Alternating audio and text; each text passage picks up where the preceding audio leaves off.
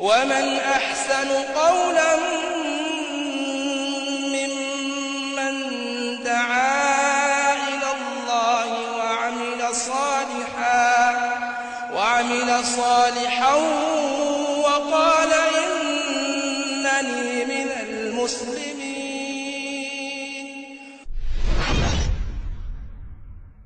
Na nyinyi wenye watoto wenu, watoeni watoto wenu waende wakasome dini.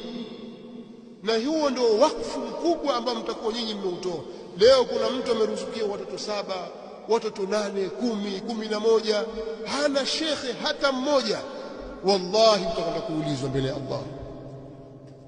Allah amekupa watoto 3, 4, hakuna shekhe hata mmoja, hakuna mwenye ilmu hata mmoja. Haya, umekosa nini wewe? Ukiulizwa kwa nini wewe hukuandaa mtu atakayesimamia dini ya Allah kwa ilmu, utajibu nini? Hebu tujalie twafa sasa hivi, afu ndaulizwa tuna majibu gani? Mtoto wangu mmoja yuko Dar es Salaam, sijui afanya hivi na hivi. Mwingine yuko Dodoma, afanya vile na vile. Mwingine kazi yake kuchunga. Ndio mmeletwa kwa ajili ya mambo haya.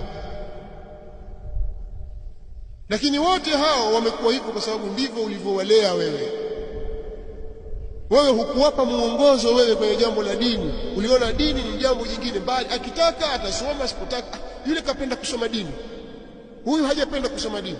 Hakuna suala la kutaka na kupenda bwana. Watakiwa watoto walelewe kwenye msingi huo, waandaliwe hivyo kwamba sisi tuandae watoto wetu waje waishike dini, waisomeshe dini, wawe katika maulama, wawe katika duat. Kwa sababu waman ahsanu qawlan mimman daa ila Allah wa amila salihan wa qala innani min almuslimin.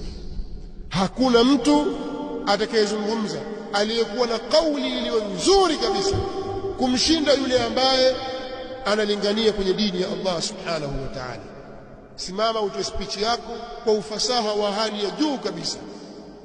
Zungumza mazungumzo yoyote katika hadhara yoyote kwa ufasaha wa hali ya juu kabisa, mpaka watu wafurahi, wapige makofi au watu walie. Lakini kama si ulinganizi kwenye dini ya Allah,